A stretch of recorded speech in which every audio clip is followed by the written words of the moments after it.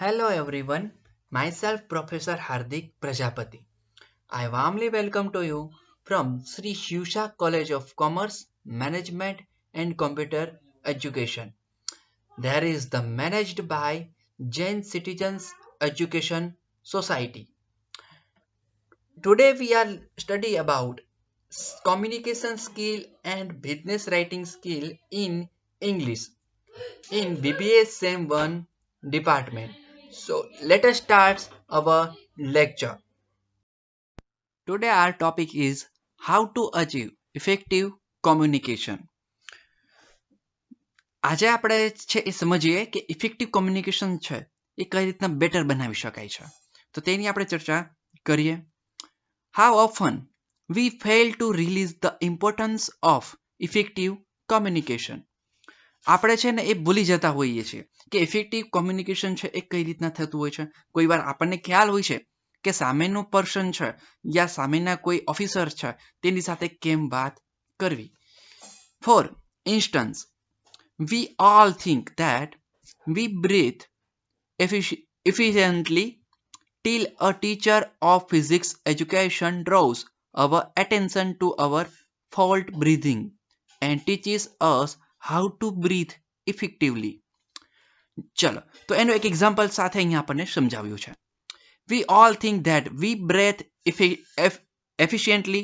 આપણે બધા એવું વિચારીએ છીએ કે આપણું જે બ્રીધિંગ છે એ બ્રીધિંગ છે એ 100% ઇફેક્ટિવલી થાય છે.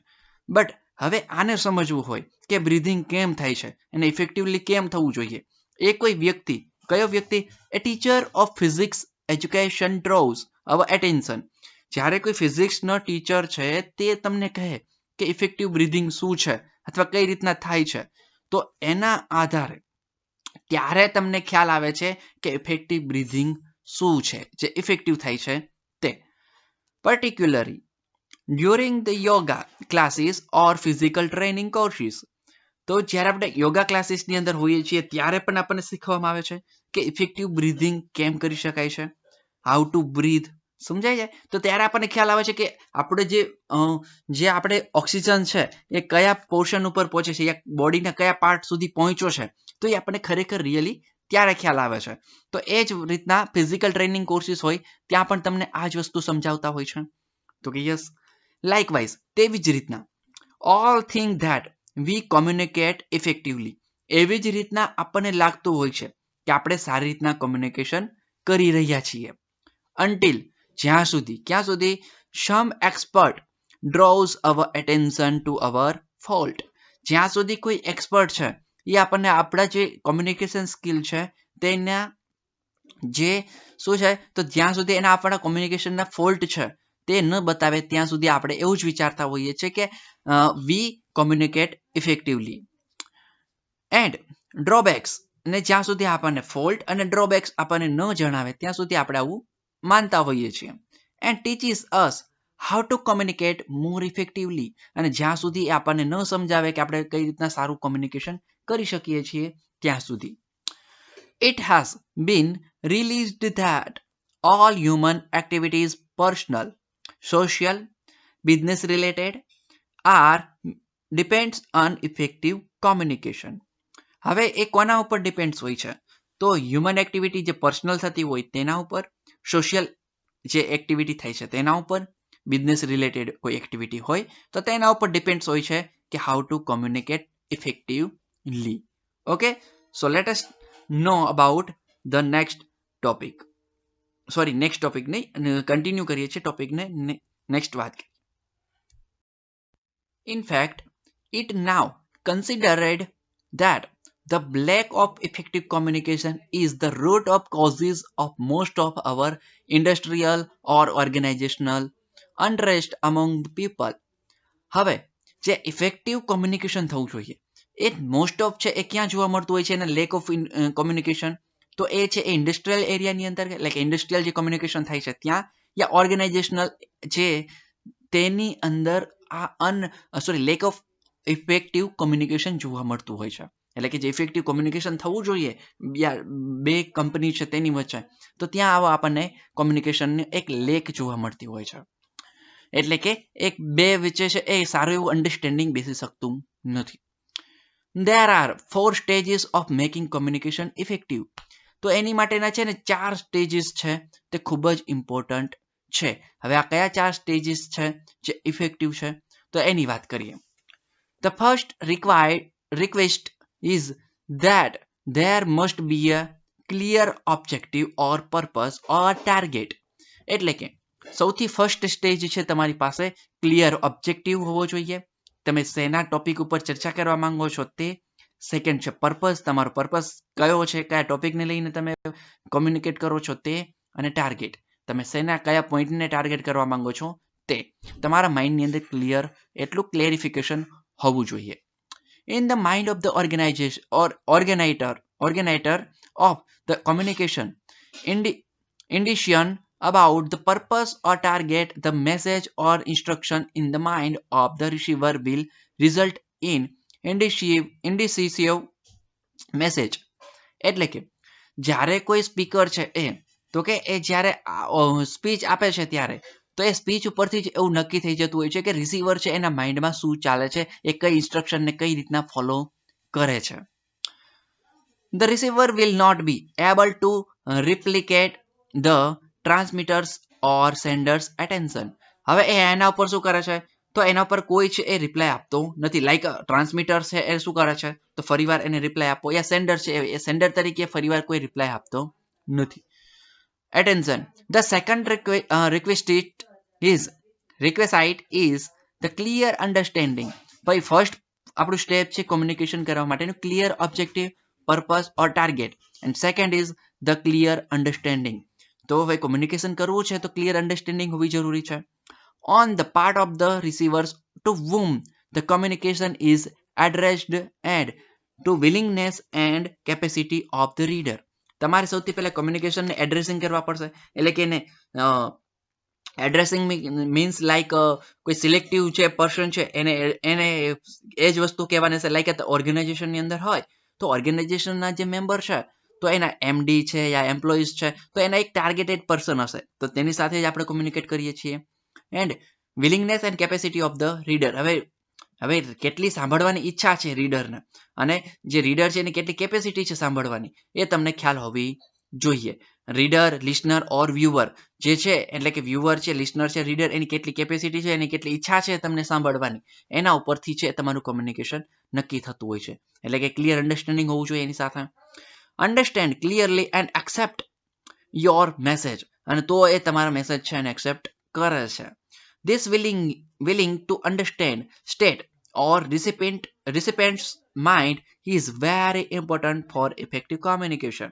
જો એની વિલિંગનેસ સારી હશે તો એ છે એ તો જે કોમ્યુનિકેશન છે એ બેટર કોમ્યુનિકેશન પોસિબલ છે. There is an old saying. તો એ શું કહે છે તો કોઈ વ્યક્તિઓ કહે છે કે જૂના કહેવત મુજબ ટેલિંગ ઇઝ નોટ ટીચિંગ. માત્ર કહેવું છે ને એ જ ટીચિંગ નથી. મતલબ કહી દેવું જ માત્ર ટીચિંગ નથી. આવી કોઈ એક કહેવત છે. Which we can rephrase as telling is not a communicating.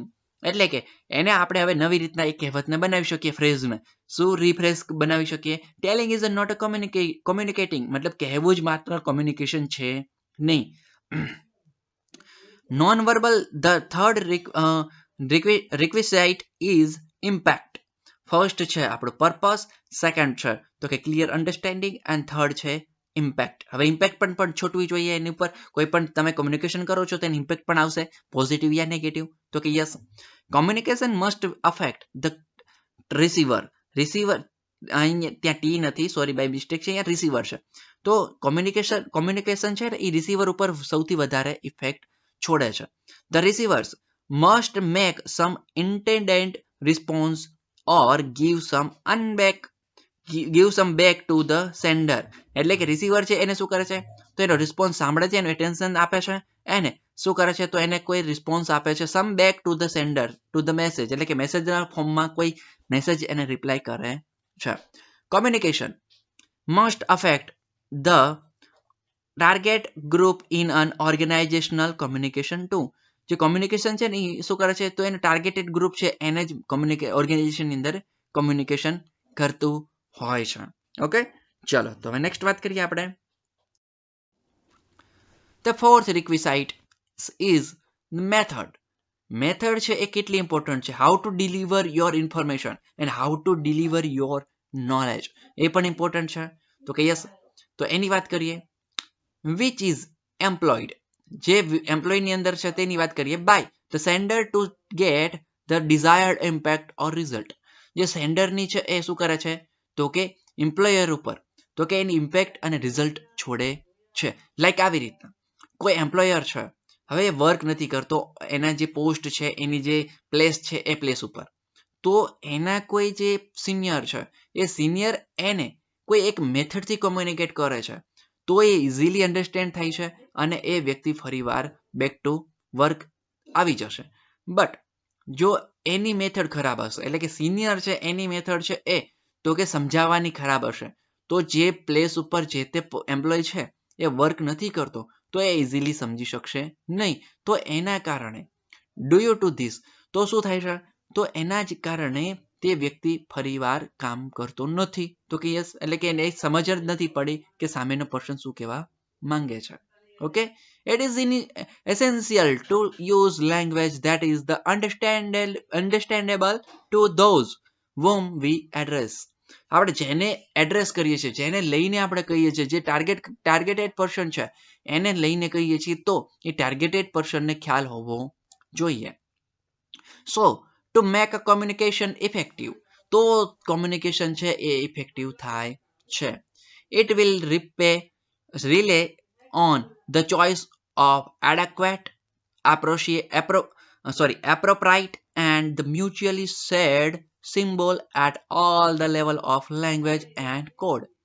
હવે એ કોના ઉપર ડિપેન્ડેડ હશે, મતલબ ઇફેક્ટિવ કોમ્યુનિકેશન છે એ કોના ઉપર ડિપેન્ડેડ છે, એ છે તમારી એડેક્વેટ, તમારી જે આપણે એટિકેટી કહીએ છીએ ને, એટિકેટી મન લાઈક લુક વાઇઝ એટિકેટી નહીં, તમારી જે સ્પીચની છે એ etiquettes, and appreciate and mutually shared symbol at all the level of language and code. હવે તમે એક લેંગ્વેજ ઉપર તમે એક એપ્રોશિએટ અને મ્યુચ્યુઅલી કોડ છે એ કઈ રીતના શેર કરો છો તે પણ જરૂરી છે. The choice of suitable method of the communication is extremely relevant to the purpose. તો હવે તમારી જે ચોઇસ ઓફ મેથડ છે, કઈ મેથડથી તમે અન્ડરસ્ટેન્ડ કરાવો છો તેના ઉપર પણ ડિપેન્ડેડ હોય છે મોસ્ટ ઓફ જે મેથડો છે તે, એટલે કે તેના ઉપરથી ડિપેન્ડેડ છે આપણું કોમ્યુનિકેશન. તો હાઉ ટુ કોમ્યુનિકેટ છે એ આ ફોર્થ સ્ટેપની, આમ જે ફોર્થ સ્ટેપ છે એ પણ ઇમ્પોર્ટન્ટ છે, એટલે કે ઓલ 4 સ્ટેપ છે એ વન બાય વન તમારે જોવાના છે, એટલે કે એને ફોલો કરવાના છે, અને એ ફોલો કરો છો તો તમે ઇફેક્ટિવ કોમ્યુનિકેશન કરી શકો છો. ઓકે, સો નેક્સ્ટ ચર્ચા કરીએ. There are various methods of communication, verbal or oral and written or non-verbal or visual and electronic, audio visual. Communication કરવા માટે ડિફરન્ટ ટાઈપની કોમ્યુનિકેશન મેથડ આવેલી છે. કઈ કઈ? Verbal method, oral method, okay, રિટનમાં હોઈ શકે, નોન વર્બલ હોઈ શકે, વિઝ્યુઅલ હોઈ શકે, યા ઇલેક્ટ્રોનિક મીડિયાના હોઈ શકે, યા ઓડિયો મેસેજ હોઈ શકે, યા વિઝ્યુઅલ ઓનલી વિઝ્યુઅલ હોઈ શકે, યા ઓડિયો વિઝ્યુઅલ હોઈ શકે, પ્લસ બંને. ઓકે, તો આવી રીતના છે આપણે કોમ્યુનિકેટ કરી શકતા હોઈએ છીએ કોઈ પણ એક પર્સન છે એ સેકન્ડ પર્સનને, યા વન પર્સન છે એ ગ્રુપ ઓફ પર્સનને, સોરી યા ગ્રુપ ઓફ મેમ્બરને. These channels serve certain ends adequately but are unsuited to achieve certain other ends. મતલબ આની માટે એક ચેનલની જરૂર પડે છે.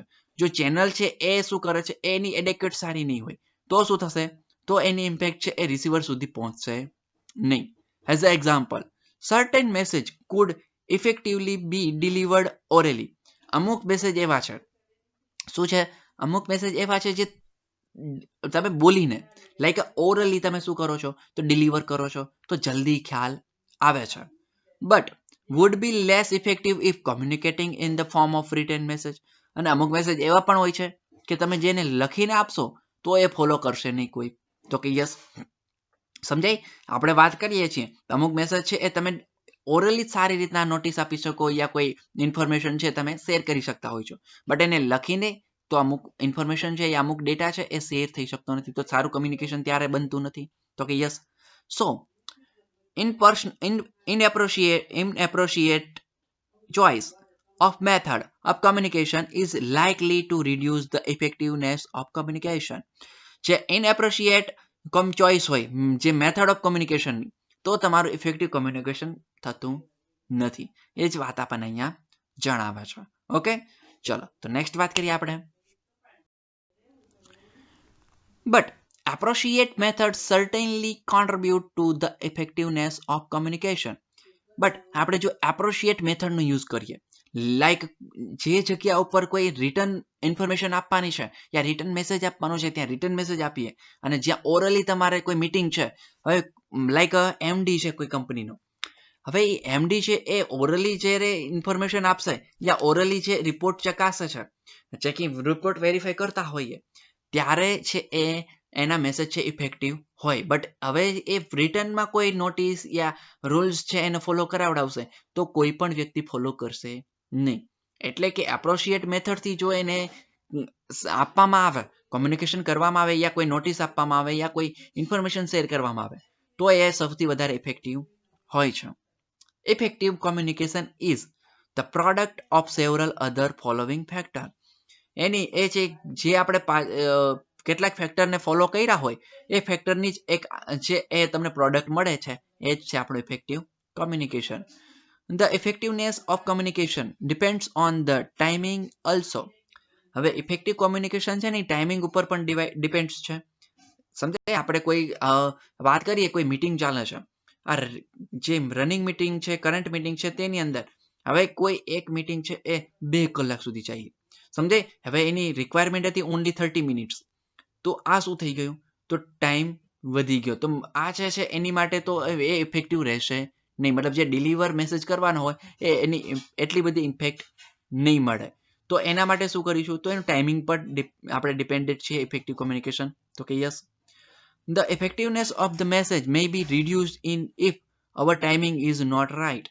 જો આપણે ટાઈમિંગ છે એ રાઇટ નહીં હોય, મતલબ આપણે કોઈ ટાઈમિંગ છે એ મેક્સિમમ થઈ જાય યા મિનિમમ થઈ જાય જે ડિરાઇવ્ડ ટાઈમ છે એના કરતા, તો છે એ ઇફેક્ટિવ મેસેજ નહીં મળે. Or it may enhance if timing is appropriate.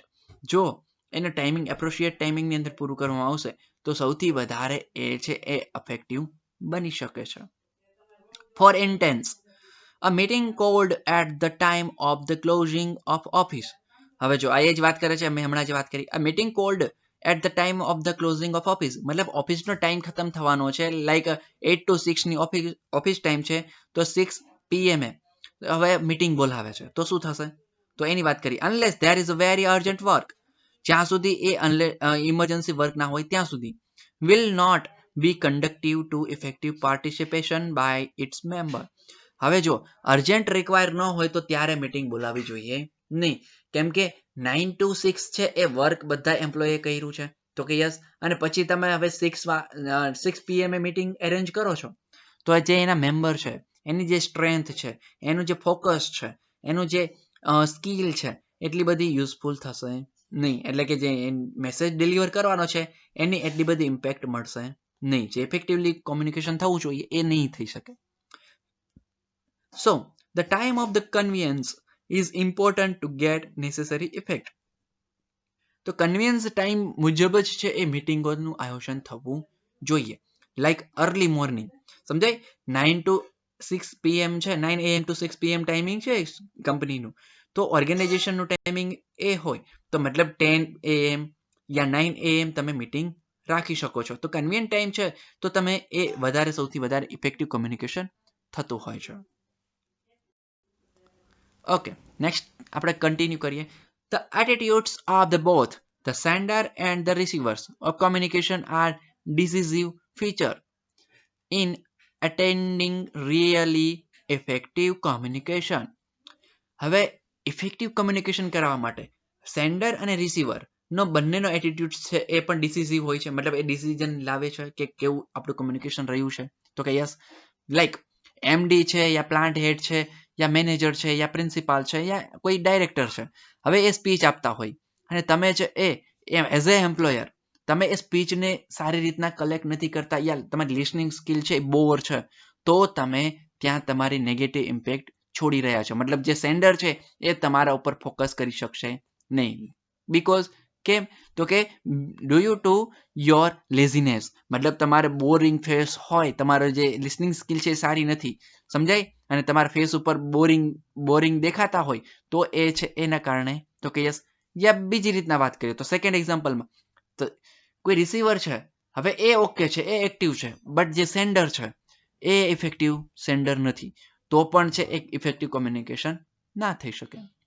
The attitude of the sender can color the emotion and thus the attitude of the receiver.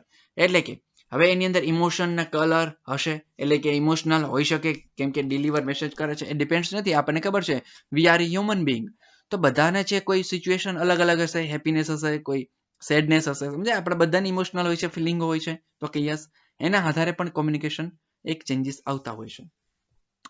If the sender is arrogant, he will set up reactions in the mind of the receiver.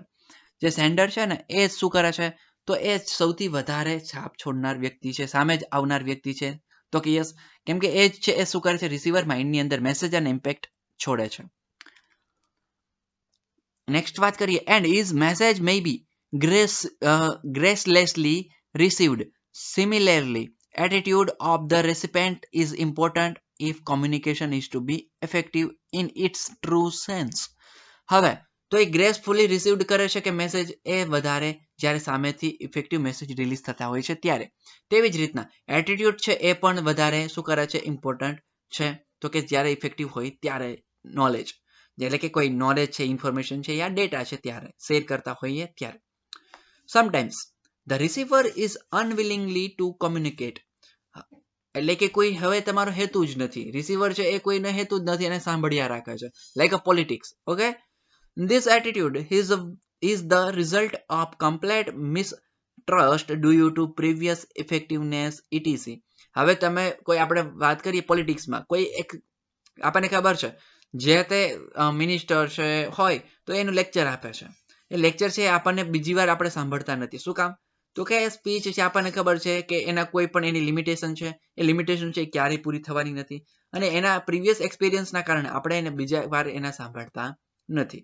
એવી જ રીતના on the part of the receivers of message, જે as a receiver message તરીકે આપણને જે મળવો જોઈએ એ આપણે એને પ્રોપરલી કલેક્ટ કરતા નથી. ઓકે ઓકે, તો આપણા લેક્ચર છે, લેક્ચરનો ટોપિક અહીંયા કમ્પ્લીટ થાય છે. તો કે યસ, ચાલો તો આની નોટ બનાવજો, આના 4 સ્ટેપ કયા છે એ યાદ રાખવાના છે તમારે, અને એના પછીના જે ટાઈમિંગ છે અને એટીટ્યુડ છે એને પણ પેરેગ્રાફમાં યા પોઈન્ટ પાડીને તમારે યાદ રાખવાના છે, નોટ ડાઉન કરીને. ઓકે, ચાલો તો ફરી વાર મળીશું નેક્સ્ટ વિડીયોની અંતર્ગત, ત્યાં સુધી થેન્ક યુ વેરી મચ.